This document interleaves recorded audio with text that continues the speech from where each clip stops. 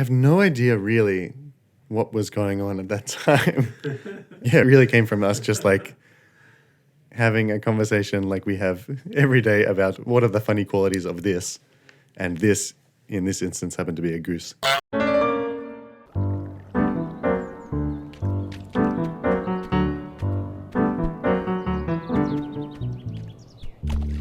It's a lovely morning in the village, and you are a horrible goose.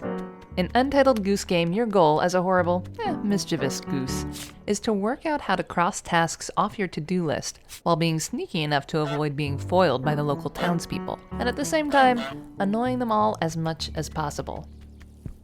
The result is a delightful puzzle game that has you absolutely cackling as you honk and flap your way around town. And in 2019, the game leapt from the indie game community into the wider world, where it became an internet sensation.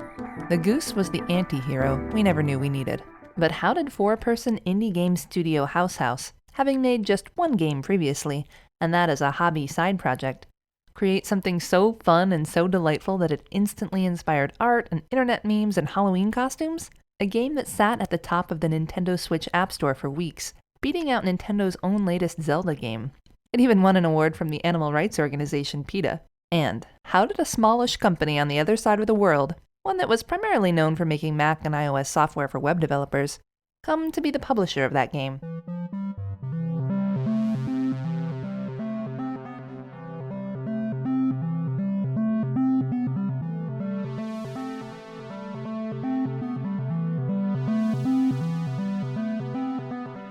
Welcome to the Panic Podcast, a podcast about Portland's Panic Inc., but maybe not exactly.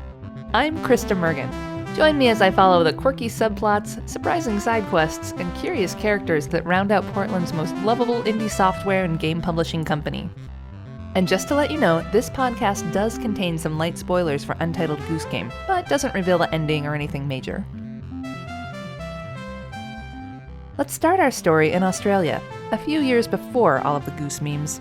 Here's Michael McMaster, who, like everyone at indie game studio House, does a little bit of everything, though he specializes in art direction and graphic design. I asked him to tell me how the team originally got together to make their first game, which came out in 2016.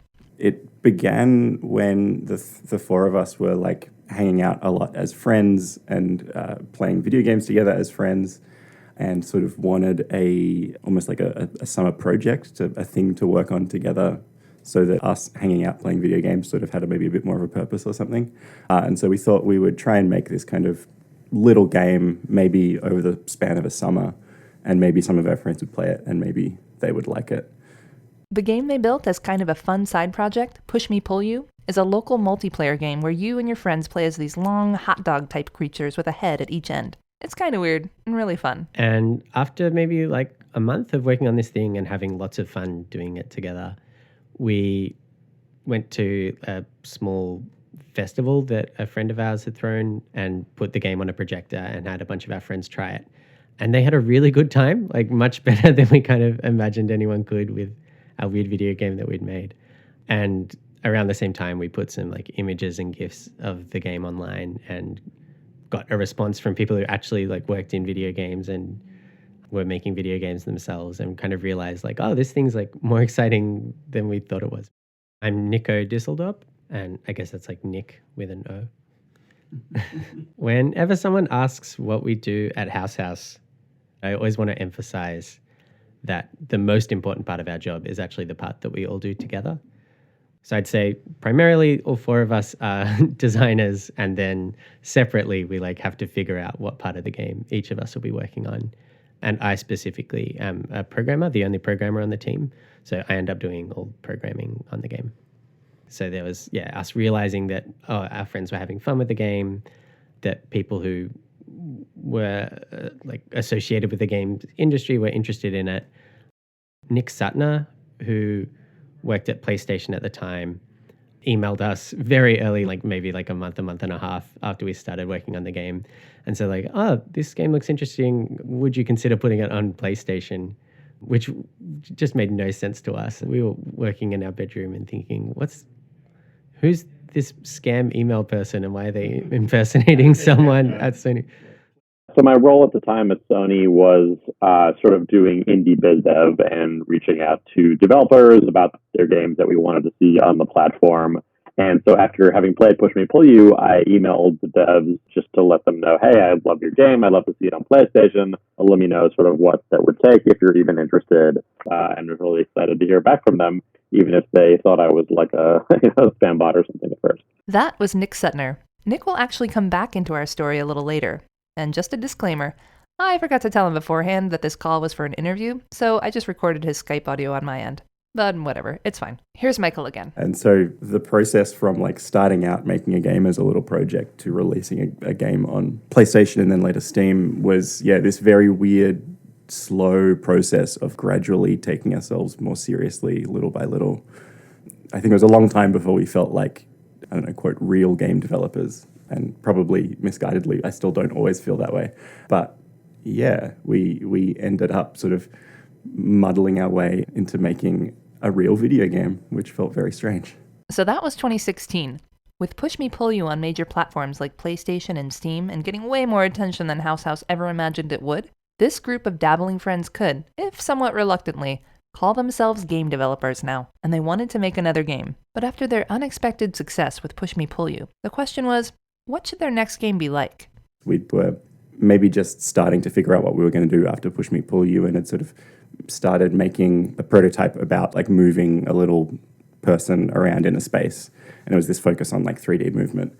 Then that sort of didn't completely pan out, or it seemed like we didn't quite find our footing with that game. And so Stuart, in I think August 2016, posted at like 8 a.m. a stock photo of a goose in our Slack and said, we should make a game about this. I don't think with any degree of sincerity, just sort of saw a kind of an awkward looking photo of a goose and thought it was very funny and posted it, and we all agreed that it was very funny. Yeah, we were kind of in the day working on this prototype of like, oh, this would be like an interesting character to move around in a space. But then at the end of the day, it would kind of return back to us talking about the joke goose video game, which none of us took seriously or thought we'd ever make. But people kept finding like, oh, here's like a funny news story about people being afraid of geese, or here's a video of someone getting chased by a goose. And eventually the hypothetical goose video game, which had grown into this more elaborate idea where a goose would run through a town. And at some point we realized like, oh, this game that we're making where it's just a small character running around doesn't have as much going for it as this joke goose idea. What if we just kind of stopped what we were doing and started actually trying to make the goose game, the joke idea that none of us have been taking seriously? So that's what they did. What started as a throwaway joke from Stuart Gillespie Cook posting a photo of a goose to the group's Slack channel soon became the second game project for House. The stock photo goose that was originally posted by Stuart in Slack was, I believe, an Emden goose, which I think is native to the UK, but I'm not 100% sure of that. But it is like a classical, white and orange goose, very like clean silhouette, no like camouflage or anything like that. This is the canonical goose. I still have the photo saved to like the notes section of my phone. It was especially funny at a time we were looking for an idea to make a game about. I think the stars kind of aligned on that one. I'm Stuart Gillespie Cook. I guess mostly I do animation, but that was kind of a created role halfway through the game. We all kind of just do bits of everything. I asked Stuart why it's so fun to inhabit this kind of platonic ideal of a jerk goose. It's fun to make a mess in games.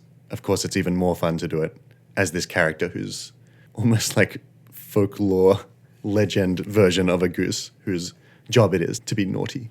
It's like a naughty animal in society. The goose is the perfect foil for a stealth game because in like most stealth games where you're a spy or a soldier or whatever, if you get seen, there has to be some kind of fail state or things have to escalate to a point where there's like violence or it's a game over or whatever. Whereas when you're a goose, people can just kind of shoo you out of the garden and you can start it all over again. This is something that's just really nice and kind of refreshing about Untitled Goose Game. The puzzles are fun and some of them are really challenging, but there's never that feeling of, oh no, I died. You just get to keep bothering people as the goose, with this crescendo of annoyingness. But why does that work so well? Why does this goose feel so mischievous? And why is it so funny? Even the way the goose walks is funny. To speak to that, let's meet the fourth member of House House. I'm Jake Strasser. On the Goose Game, I did a lot of the environment art and level design. But yeah, at House House, we share lots of the responsibility to design and business and all that sort of stuff. The Goose model was the first thing that I did on the very first day that we decided to work on the Goose. And then I very soon after that made a walk cycle. I was just trying to learn how to animate and looked at some geese and tried to replicate it. And so I guess it just turns out to be funny. We started with the goose, and that was our first building block. And the second thing was a person. At that point, there was no design into it. It wasn't smart at all at this point. I could just say, I want the goose to look at the person. I want the person to look at the goose. But suddenly, when you got them in the same space together and they're staring at each other, it immediately created a relationship where it didn't feel like there really was one before. But as soon as they looked at each other, as soon as there was some kind of eye contact, it was immediately very, very funny. And I think that helped me realize that the scale of the game that we were working on was about just these small interactions. And very interpersonal reactions. It's so much funnier for a goose to do something naughty and then look someone in the eye immediately afterwards. As the goose, you're being a jerk in a way that's very intentional, but you're never doing it in a violent way, and it's never too extreme. Well, okay, there is this one little boy that you harass and torment in an especially mean way. Here's Nico again. The things that the goose could do to the boy got meaner over time as well. At one point we're okay, there'll be maybe a character over here who you can steal the glasses of. And then over time, the boy got a bit younger and we're oh, okay, what's a good way to steal his glasses? Oh, maybe you'll be able to untie his shoes and okay, I guess he'll be a coward as well. And then kind of every time we did that, it got a bit funnier. We completely sympathize with the characters in the game. I think there's been this sort of tendency by some players to want to sort of have some way to almost write their own fan fiction to vilify the villagers. But as far as we're concerned, you are a horrible goose. And the point of the game is that you're nasty. These people don't deserve this treatment. You need to come to terms with that if you're playing our game. So you just get to annoy people and feel their annoyance, but with no real harm done. And then there's the honking. Untitled Goose Game features a dedicated button that players can press to honk. And it's maybe the best part of the game, in my opinion. Obviously, one of the most integral actions in the game is the honk button. So within a few days of us starting the game, we already had honks in there, and we had the radio playing music, and we had a few different sounds going in. I think humor, especially physical humor like this, is really helped by sound. One of our starting points was to have the player kind of embody the character. So our priorities were more directed towards just letting you puppet this creature. So the honk eventually had all these sort of gameplay ramifications. But at the beginning, it was just, you're a goose, so of course you should be able to honk. I think it's such an important part of the game. Yeah, if the goose kind of honked on its own, it would maybe lead to some more emergently funny moments. But I think so much of our game is about you're in charge of the pacing of it and the timing of it, which is obviously so important in comedy. I feel honking is almost the clearest kind of expression of the power fantasy of being a goose. When people pick up a controller, one of the first things they do is honk, and they immediately get this very abrupt, really crisp honk. And then the next thing they tend to do is honk over and over and over again. So when the team had gotten the game to a point that it was playable, they wanted to let people try it out. So they decided to submit it to Indie Game Festival Fantastic Arcade in Austin, Texas, which meant they needed a trailer. The festival's lineup was going to be public, so we had to put something online so that there'd be a URL for people to click on. We thought, they shouldn't be announcing a game for us. We should put up a trailer just to say hey, here's a video game by us. We don't know how big it's going to be or anything like that.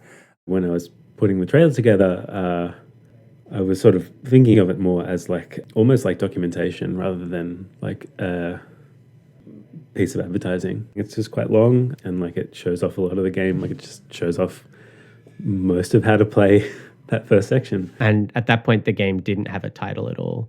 I think the project name was just Goose. but we didn't want people to think that our game was called Goose or called Goose Game. So we said, okay, what's the most obviously placeholder title we can find? We'll call it Untitled Goose Game. And then we'll be guaranteed that no one will think that's the real title and we'll have perfect permission to change it later. I wonder how that worked out. So they clicked publish on this trailer that wasn't super flashy or slick, but more like 3 minutes of, gameplay, and that had this placeholder title. And they didn't know how many people would really be into a game about a mischievous goose. And then lots of people were into it. I think we put it up at like 4 p.m. or 5 p.m. Melbourne time. And then it blew up. And I didn't sleep that night because I was just like looking at Twitter the entire time and emails flooding in, that kind of thing. Yeah, like we had no idea it would be received in the way that it was. We were expecting for a few people to take notice and nothing to happen really. When the trailer became very popular and everyone started to know our game, even with this placeholder name, we kind of gave up at some point and said, okay, I guess maybe it's just an Untitled Goose Game. The trailer took off in a big way, going viral the way things do on the internet. And on the other side of the world, in Portland, Oregon, 2 longtime friends and business partners, Stephen Frank and Cable Sasser, were laughing hysterically at the antics of this ridiculous goose. I remember Steve sending me a Slack message and saying, maybe nothing, but I definitely remember getting a link to the video, clicking it, seeing Steve sort of off in my peripheral vision laughing, and then myself immediately laughing watching this video. It was amazing how quickly that teaser trailer sort of got you. It was just like you understood the game within seconds. You immediately could feel how fun it would be to play that game and be that goose. It was just such a strong trailer, but also such a strong concept for a game. And so we were just sitting at our desks laughing multiple times, watching it over and over again. And then Cable wrote an email. And I remember being in the dark in my living room, just staring at my phone, looking at an email from Cable, from Panic, who at the time I knew as a weird Mac software company that also published this really amazing game, Firewatch, and sort of silently freaking out and messaging in our group Slack being like, hey, is anyone else awake? This seems good. I just sent the shortest email in the history of the world. I wish I had it so I could give you the exact words. You just said so do you guys need a publisher? And that was the whole body of the email. I just felt like if I was going to write this enormous email trying to puff ourselves up and oversell ourselves, that it seemed like the people that made this game would not be impressed by that kind of email. Plus, I wouldn't even feel really comfortable writing that kind of email. And so I hit send. And House House was interested. But suddenly they had a lot of options and offers, and they were still pretty new to game development generally. So they weren't sure what path to take. Should they go with the Mac and iOS software company that had only previously published one game? A game that they really liked, but still. Or should they take a safer path and join up with a company that was more established in the gaming industry? It was a bit of a process to kind of finally decide what we wanted. And I think throughout that process, Panic was probably our emotional pick.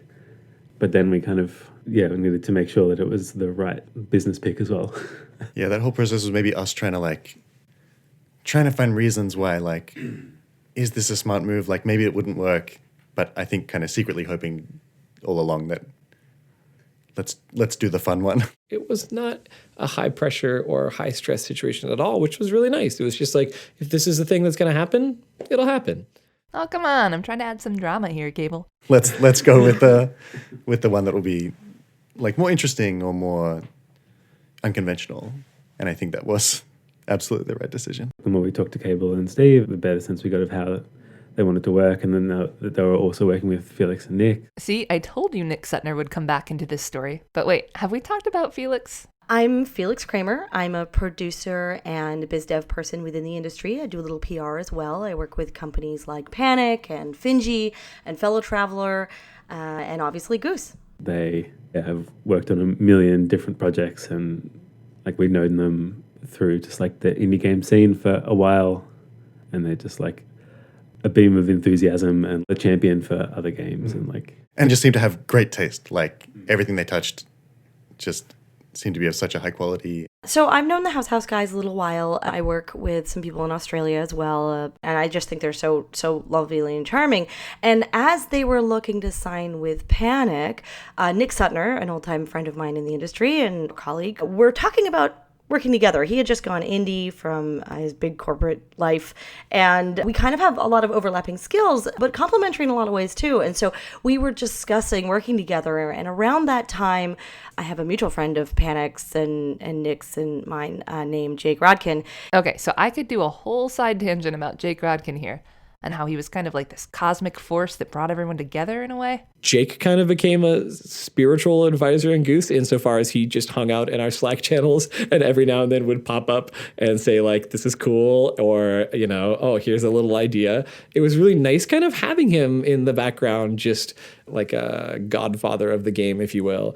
Right, but I'm trying to cut this podcast down a bit, so to hear more about Jake and from him, you should check out the hopefully upcoming podcast episode about Firewatch, which was the first game that Panic published, and one that Jake worked on with his company Camposanto. And that episode might exist at some point, maybe, hopefully. But Jake is also on a whole bunch of other podcasts about games and pop culture and other stuff that you can check out at idlethumbs.net in the meantime. Anyway, back to Felix talking about Jake and how things came together. He was telling me that a really cool thing would be if Panic started up a publishing sect, that I could help them out.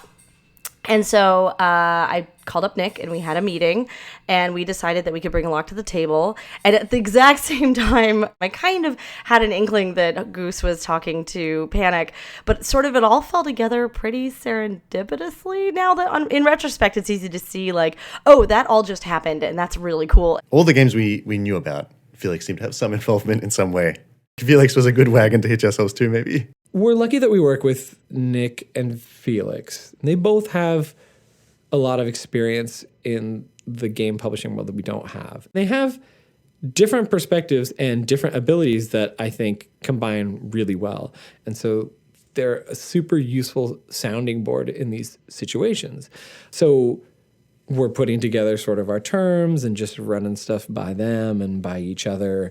And it was just really smooth. I just know it really came together. It felt really easy and it felt really comfortable and nice talking with them. So Nick Sutner worked at PlayStation as an account manager back when we were kind of first starting our first game, Push Me Pull You, and would have been like our top pick to work with again if we were able to.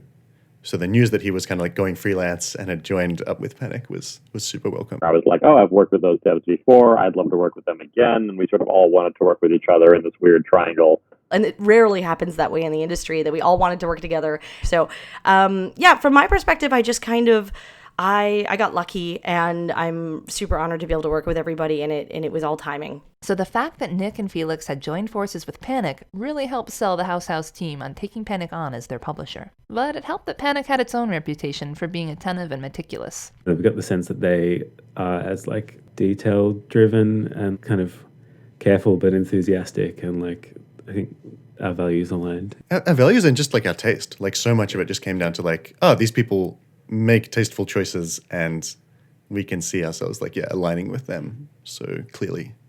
It's so clear how much they care about what they do. And I think that was just so attractive to us. Like not to be too sycophantic or anything, but I do just feel so constantly like, oh, we made the right choice. Yeah, totally. It worked out. Like this, all the reasoning we had when we chose to kind of partner with Panic, it all just did kind of come to fruition, and it did work in the way that we kind of anticipated. And having made the decision to sign on with a publisher meant they suddenly had the ability to do more of what they wanted for the game. Here's Nico again. Once we started working with Panic, one of the first things that we did was contact M and say, will you be our sound designer? He's talking about M. Halberstadt, a sound designer who lives in Vancouver. I think sound is very important to the Goose Game, and she came on board and immediately put together a very ambitious plan for all the different sounds that the game could make. And perhaps central to that is the fact that the game is full of lots of objects. Objects are kind of the language that is used for the goose to interact with the people in the game. It's all very centered around these objects that can be kind of picked up or moved around or dragged around. And when they're on the floor, they're physics objects, so you can kind of walk into them and push them around too. And M decided that each of these objects in the game, which in the end there's like, I don't know, 160 of or something, each one would get its own unique sounds for getting picked up by the goose and dropped by the goose and picked up by people and knocking on different surfaces and all these different types of interactions. And she really just went above and beyond in making all of them sound really nice. Like each object is just fun to play with. So I think this really kind of rich soundscape that M's made is kind of a reason why it's fun to just sit around and play in this game. And this rich soundscape is complemented by the game's score, which is somewhat unique in its execution.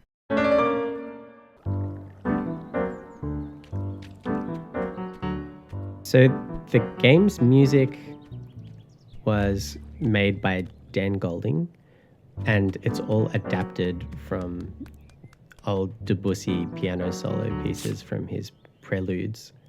And it was actually a very early thing to come into the game, in a sense, or in one form or another.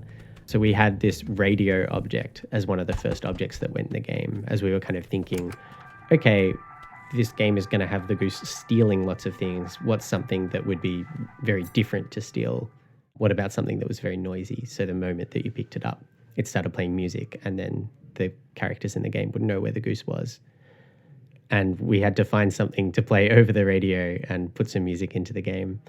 And we tried not that many things before putting one of these Debussy preludes on the radio, and it just felt really right. Like, it was very funny. It kind of sounded a little bit like silent film music, which it kind of really felt right for the game that we were making. And then we got to a point where we wanted to put a trailer up, and we realized, like, oh, we can actually use those preludes because they're in the public domain. We just need a new recording of them. So we went to Dan Golding, who did the music for Push Me Pull You and is a friend of ours from Melbourne, and said, look, this is very late notice, but tomorrow, by tomorrow, can you have a brand new recording of one of these preludes for us? And he said yes, and did a really good job of it. And that kind of was the music in the trailer and instantly became the music that was associated with the game in people's minds.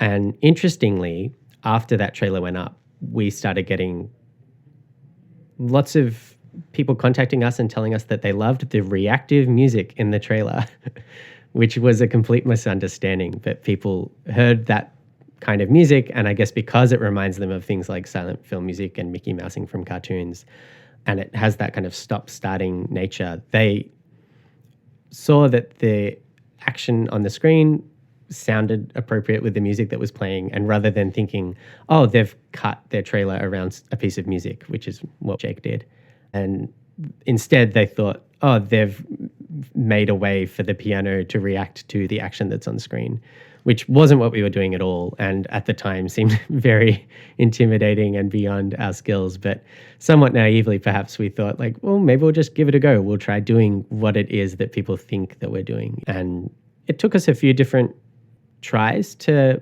find the system that worked the way it works in the game now, but actually not that many. It was kind of simpler than it looked. The final system has 2 different recordings of the music chopped up into tiny little pieces. So there's kind of the high energy version, as we call it, which is close to the version as Debussy would have composed it. And then a new low energy version that Dan made specifically, which is like the same thing but kind of played softer or with more harmony or with some pauses in it or something like that. And then at any given moment, the song can continue playing, high energy, or dip down to low energy and back up again, or go to silence for a while, just by choosing the next sound file according to the action that's on screen. And Dan realized he could kind of just tell the computer to brute force split everything up into tiny, tiny pieces. So in the end, every track is split into hundreds of different wave files, all of which just play like 2 beats of music and then have like a nice long decay afterwards. And that turned out to make it feel very reactive, because within like a second of the energy in the game changing, the energy in the music could change too. It's really seamless the way the music follows what you're doing on screen as the goose. It feels like having someone live score your performance. But beyond a bigger budget for things like sound design and a reactive musical score, having a publisher also meant having someone else to help deal with the more stressful or less exciting parts of getting a game out into the world. I didn't want them to have crunch time. I think they work at a totally reasonable work schedule, and they have, a good work-life balance as far as I know from my perspective, and I wanted to maintain that as much as possible. And so we tried to be really careful with that, with schedules and stuff. A thing that I like personally is trying new things or taking on new challenges. Almost become a bit of a running joke. Like if somebody will suggest something totally preposterous, like what if we commission a bronze statue of the goose? Well, actually, no, I want to do that to go in a park somewhere or whatever. I think most people would be like, but there's a part of my brain that's immediately thinking about, okay, how would we do that? Let's see. We got to find an artist and a sculptor. Then we need to find like some kind of foundry. We need to do like a 3D model of it. And then we get it over to now we got to negotiate with the park to try to find the land. And then, I love doing that. It's super fun for me. And so on a scale of a game like Goose, it was lots of little new things to learn and lots of little things to handle. Publishing a game on multiple platforms, I'm amazed now that we've done it that any game gets published at all. The systems are so wacky and archaic and weird. Every platform has their own funky portal I could fill 19 podcasts with me talking about this stuff, but they're very... what's the word? Byzantine? Is that a word? Or is it Byzantine? They're complicated. There's lots of tricky stuff in getting a game out the door. And I just wanted to make sure that they didn't need to worry about any of it. And while maybe not as complex as erecting a bronze statue of a goose in a local park, as a bigger build-up to the launch of the game, Untitled Goose Game had a booth presence at 2 PAX events. PAX stands for Penny Arcade Expo. It's a big gaming festival. And some House members flew to Seattle for PAX in 2018. Here's Jake again. I think I approached it with a bit of trepidation, but then to get there and see just the incredible amount of work that had gone into our booth, and have this team of people who are helping out and working at the booth so that we didn't have to ever feel harrowed and could actually have fun while we were there, was completely changed the experience of PAX for me, and I had a really good time. That booth felt like some kind of pivot moment for the Goose Game. So it was a decision that we as House probably never would have made ourselves, to put all of this money and time and effort into PAX. But we're so glad that Panic had sort of the vision and just the energy and the enthusiasm to pull it off. And I think they absolutely did. Having this big special looking booth, I think just elevated the game in people's minds. I think that felt like a bit of a moment where the Goose Game became real for lots of people. Yeah, and that seemed like never would have happened without Panic pushing for it. And so things were rolling along for Untitled Goose Game. The PAX booth in 2018 helped build momentum, and then the game was shown a second time at PAX in September 2019, and that was where Panic and House finally announced a release date for later that same month. And everything was going generally pretty smoothly when, of course, right on the eve of the release, there was a problem.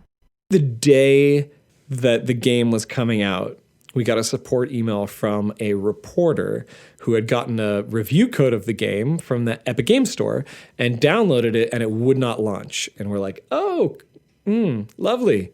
And looking into it more, I tried to reproduce it on my own machine, downloaded it to my Mac, looked at the binary that got downloaded, and it was the Windows version. So it was so lucky that guy emailed us with about an hour to go into launch.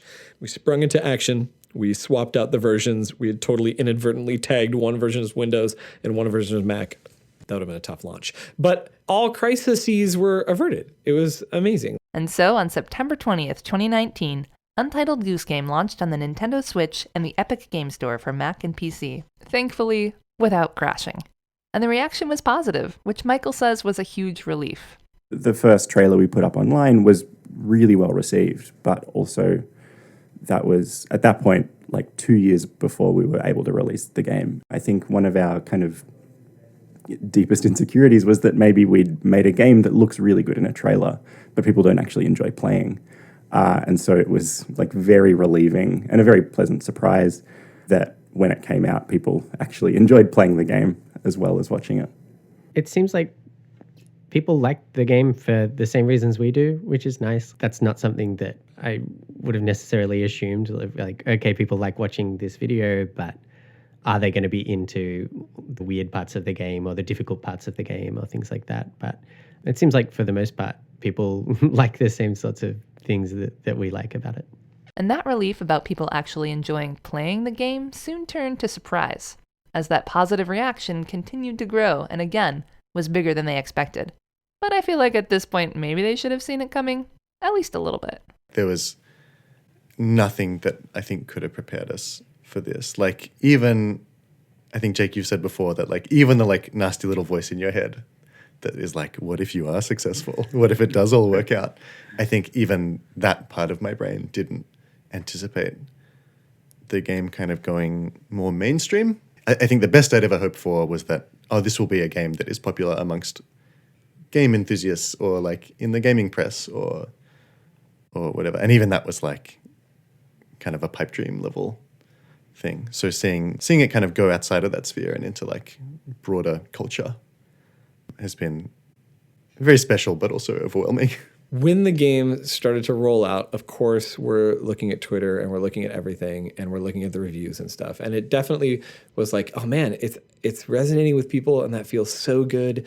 The best bits that we saw were little video clips of people when they kind of got to the punchline at the end of the game, which I won't spoil. But there really is a punchline. Like the whole thing is basically a setup for a joke. And to see that land felt so great to watch. This is an amazing clip of this woman playing the game, and like you just see her face, like the realization sink into her face of what she's seeing and what it all means and how it all connects, and just begins belly laughing uncontrollably. It was just amazing. So the first wave of reactions were these real personal, real cool bits of people playing and enjoying the game. And that, of course, felt great. But then you start to see it going to places beyond like the indie game universe. And that's when it definitely started to get wild. The first few days was like, oh yeah, this is kind of what I expected. People were talking about it and we got lots of nice reviews, which was really great. And like, this is still within my realm of understanding. And then like it just kept building over that week, and I was still like, oh, okay, this is fun. Everyone's being really nice, and like lots of people are talking about it. But then it got into the second week, and it was a bit like, okay, like all right, let's just put the brakes on a little bit. Like this is getting a bit much. It just kept building and kept snowballing in a way that I think eventually took me off guard a little bit.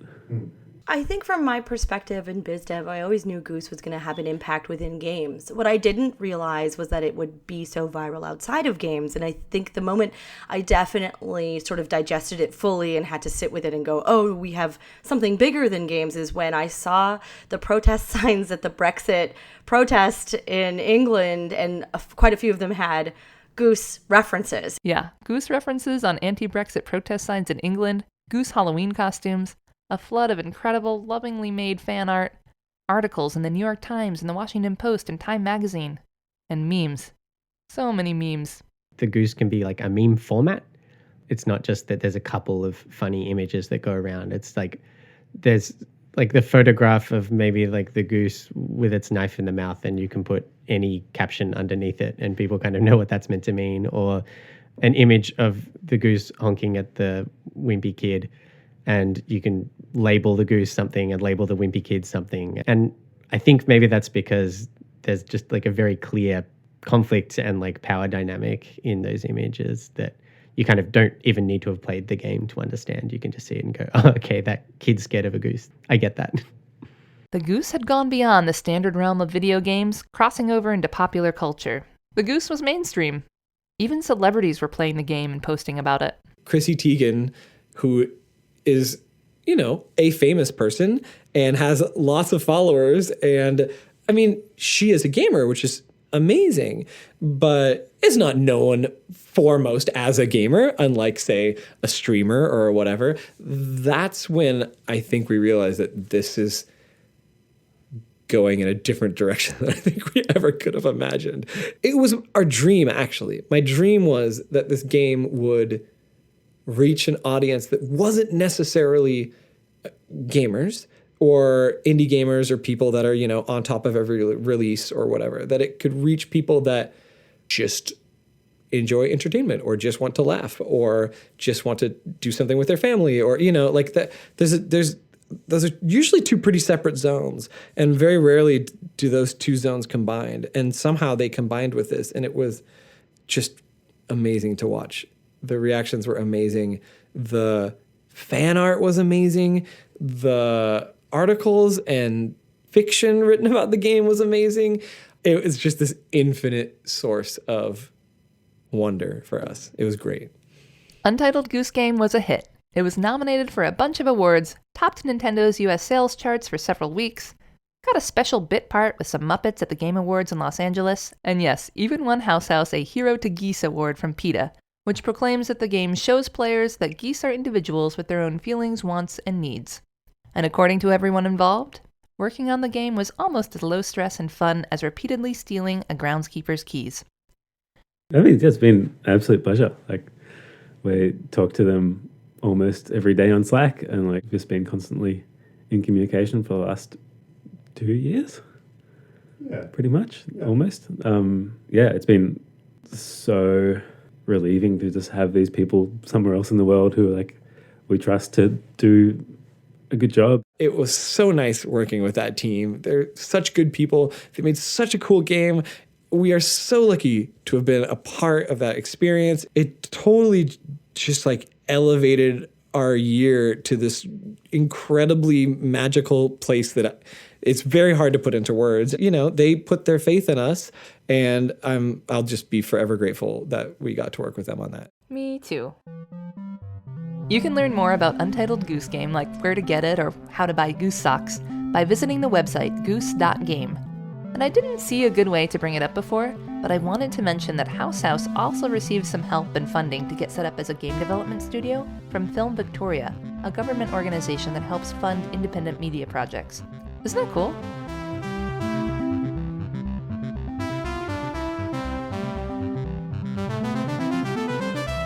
Thanks so much for joining me for this episode of the Panic Podcast. Be sure to subscribe.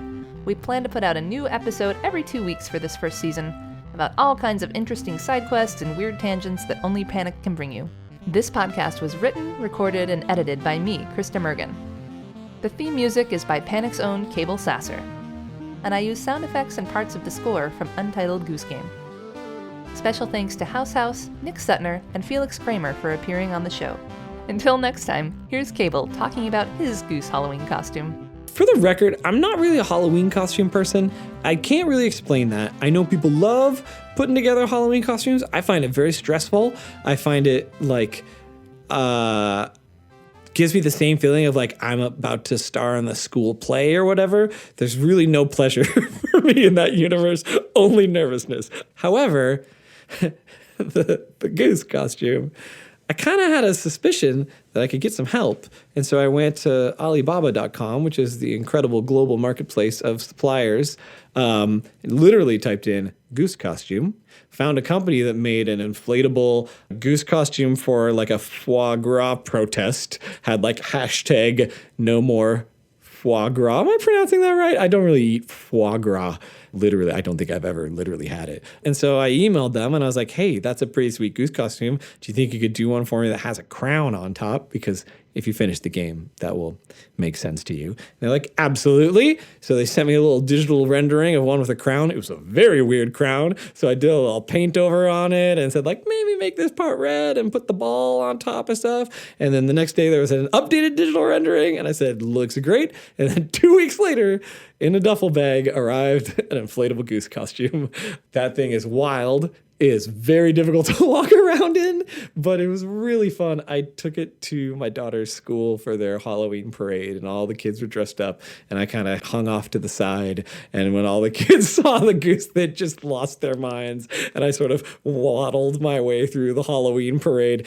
Very difficult when the kids start sort of punching the goose and pushing the goose. It's very stressful. I have a lot of empathy now for a Mickey Mouse or a Donald Duck. I don't know how you do that. To a lesser degree, a Chuck E. Cheese. I feel like of all the mascots, Chucky gets it the worst. I feel like kids know that Chucky is kind of a low rent mascot, and they just take out all of their aggressions on Chucky. They pull his tail. Sorry, Chucky, I feel really bad for you. But Goose costume was very, very fun for me.